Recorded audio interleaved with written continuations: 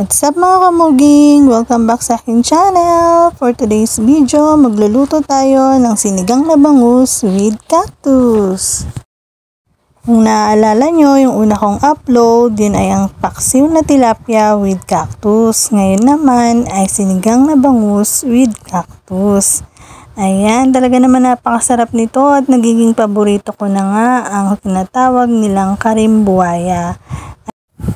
Medyo ginabi nga ako ng uwi, kaya naman aapurahin ko na ang pagluluto. Baka kasi dumating na ang aking mahal na asawa.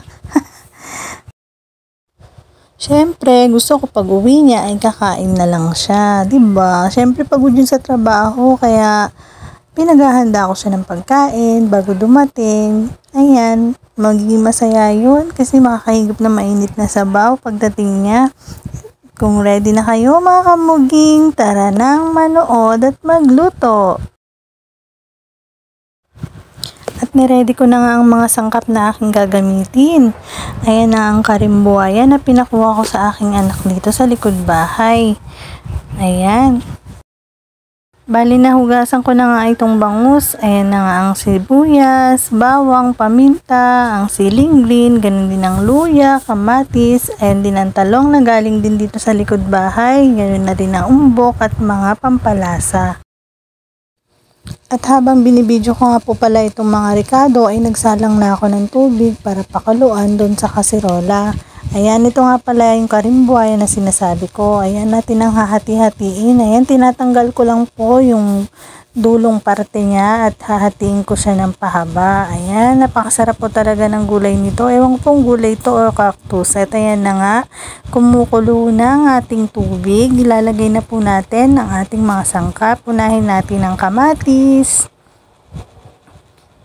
Ganun na rin ang sibuyas. At ang luya. At tatakpan lamang po natin ito at hintayin natin kumulo. Ayan, ito nga pala yung isda. Si Papa na nga ang naglinis dito. Ang technique niya pala guys ay hinihila niya muna yung buntot para hindi daw matinik. At ayan na nga, kumukulo na. Titimplahan na natin itong ating sabaw. Ayan, nilagyan ko siya ng asin. Yan ang ating magic sarap na palaging bida sa lutuin. At saka ng pamintang durog. At kapag natapos na natin itong timplahan at kumukulo na siya, susunod naman na natin ilagay dahan-dahan ang mga bangus. Ayan, dahan-dahan lamang po, baka kayo ay matalsikan.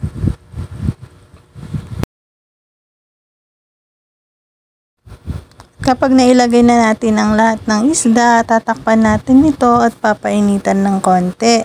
Ayan, sa part na to, tinulungan na ako na aking papa dahil nakita niya nahihirapan ako. Nagbibideo ako sa isang kamay, tapos yung isa gumagalaw. Ayan, siya na nga naglagay ng gulay. Ayan na po ang karimbuaya na aking hinati-hati or hiniwa-hiwa.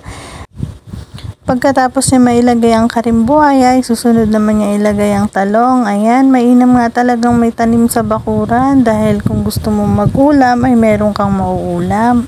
Sadyang napakamahal na nga ng bilihin, lalo na ang gulay. Ayan, at sinunod na nga niya ang umbok. At pagkatapos naman ay isusunod niyang ilagay ay ang siling green at tinakpan na nga niya.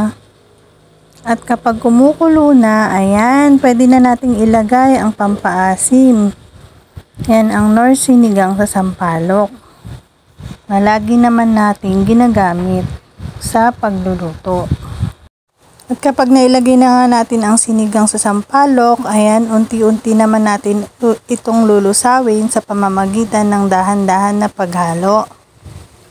Ayan, malapit nang maluto ang ating sinigang na bangus with karimbuaya. Ayan, talaga naman natatakam na ako mga kamuging. Kaya naman di ko na napigilan mga kamuging. Tinikman ko na nga ito at ako'y nangangasim. At ayan mga kamuging, malapit na ang maluto. Malapit na tayong kumain. Tatakpan ko muna ito para pakuluan ng sandali. At ayan, kumukulo na siya mga kamuging. At syempre, akin naman ipapatikim sa aking papa kung pasado na ba ang lasa. At ayan, tinitikman na niya. Sabihin mo kung masarap. Wow! Yummy!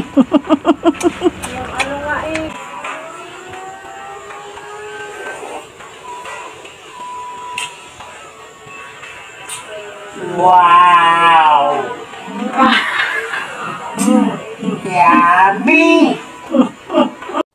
At ayan, hinango ko na nga ang aking bagong lutong sinigang na bangus with cactus. Ayan, tayo nga'y magsasandok na.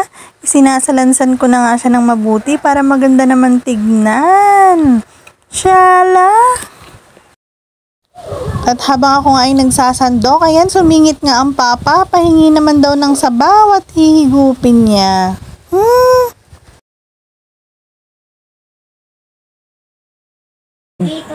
At ayan, sakto naman dumating ang aking asawa. Ayan. Okay. Sumasandok na nga ako dyan. Inaapura ko na nga dahil papakainin ko na ang aking mahal na asawa.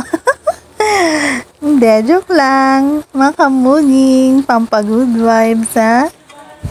Ayan, nagsasandok na nga ako. Seryoso. Nagsasandok na nga ako para kami ay kakain na. Ayan, inihahanda ko na nga para naman makahigop siya ng sabaw at mainitan ang kanyang tiyan. At ayan mga kamuging, magpapasalamat nga po ako sa inyo dahil hindi kayo nagsasawang sumuporta at manood ng aking mga videos. Ayan, shoutout po sa inyong lahat mga kamuging. Thank you so much sa inyong panunood dahil sa inyo nagkakaroon ako ng motivation para magpatuloy at gumawa ng marami pang content. Sobrang thankful ako sa mga sumusuporta sa akin, ganoon na rin sa aking pamilya. Maraming salamat sa inyo. At syempre, thank you Lord dahil niyo kami pinapabayaan sa araw-araw. Meron kaming nakakain. Maraming salamat po. At hanggang dyan na nga lang mga kamuging. Thank you for watching. Don't forget to subscribe my channel.